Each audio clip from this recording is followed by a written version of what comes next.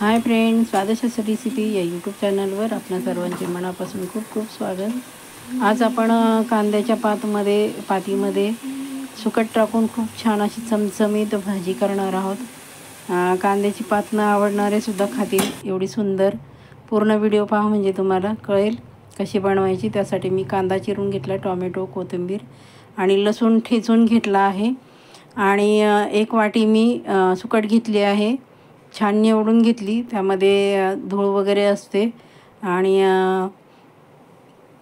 त्यानंतर कांद्याची पात घेतली बघा, अशा प्रकारे छान आपण अगोदर धुतली आणि नंतर मी चिरून घेतली। कुठली पण भाजी चिरण्या अगोदर धुवायची म्हणजे त्याची जी जीवनसत्व असतं ते निघून जात नाही। तुम्ही चिरल्यानंतर धुतली तर त्याचं जीवनसत्व सगळं निघून जातं।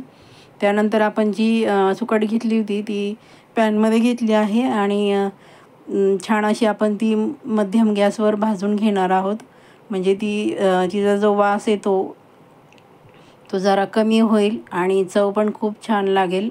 अशा प्रकारे मध्यम गॅसवर भाजून घ्यायची आहे। चॅनलवर नवीन असाल तर चॅनलला सबस्क्राईब करा, बेल आयकॉन प्रेस करा, जेणेकरून प्रत्येक येणाऱ्या नवीन व्हिडिओचं नोटिफिकेशन तुम्हाला लगेचच मिळेल।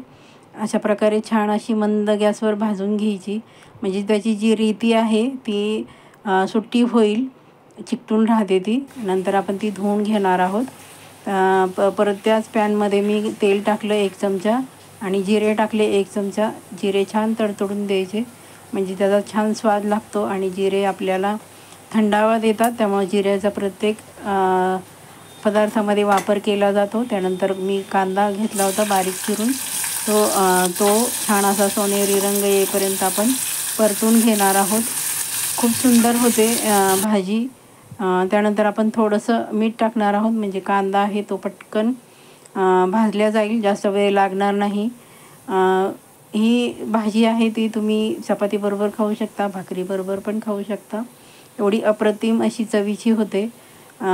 सुकट म्हटलं की शक्यतो नॉनव्हेज खाणाऱ्यांना आवडतेच। त्यानंतर बघा मी जो लसूण ठेचून घेतला होता तो टाकला आहे भरपूर, 10 ते 12 पाकळ्या टाकल्या आहेत। लसणाने खूप सुंदर स्वाद येतो।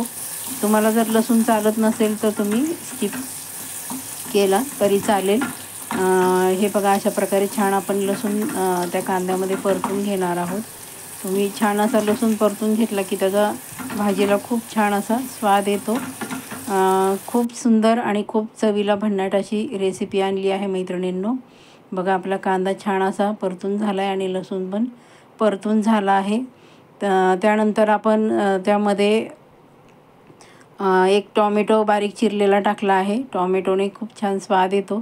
तुम्हाला जर आवडत नसेल तर तुम्ही स्किप केला तरी चालेल, पण अशा प्रकारे जर केला ना तर एकदा करून बघा, सगळी चाटून पुसून खातील। त्यानंतर जी स्प्रिंग ऑनियन किंवा कांद्याची पात आहे ती मी बारीक चिरून अगोदर धुतली, ती नंतर बारीक चिरून घेतली, ती टाकली आहे। अशी भाजी बघा दिसताना खूप दिसते, पण शिजल्यानंतर ती कमी होते। छान अशी आपण ती परतून घेणार आहोत। खूप सुंदर भाजी होते। अशा प्रकारे करून बघा, अगदी कांद्याची पात न खाणारे सुद्धा आवडीने खातील एवढी सुंदर होते। आमच्या घरात तर आवडतेच, नेहमी बनवली जाते।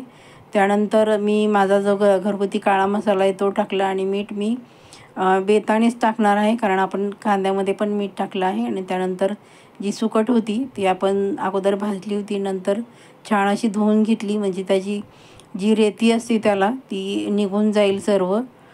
तुम्ही जर अशा प्रकारे धुतली नाही तर कचकच लागू शकते।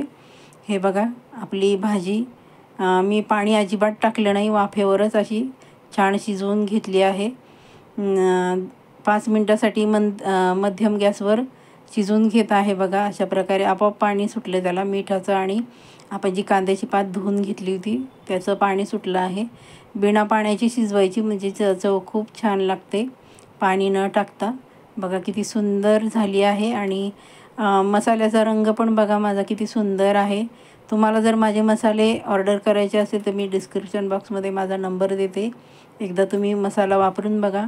हा मसाला वापरल्यानंतर तुम्हाला कुठलाही दुसरा मसाला वेगळा वापरायची गरज नाही। तुम्ही व्हेज नॉनव्हेजसाठी सुद्धा हाच मसाला वापरू शकता। मी दुसरा कुठलाही मसाल्याचा भाजीमध्ये वापर करत नाही। पण एकदम भन्नाट चवीची अशी रेसिपी होते. हे बघा किती सुंदर झाली आहे. ही तुम्ही भाकरीबरोबर खाऊ शकता, चपातीबरोबर खाऊ शकता किंवा भाताबरोबर पण तोंडी लावण्यासाठी खाऊ शकता. एवढी सुंदर कांद्याची पात. माझा व्हिडिओ आपण शेवटपर्यंत पाहता त्याबद्दल सर्वांचे धन्यवाद. Bye bye.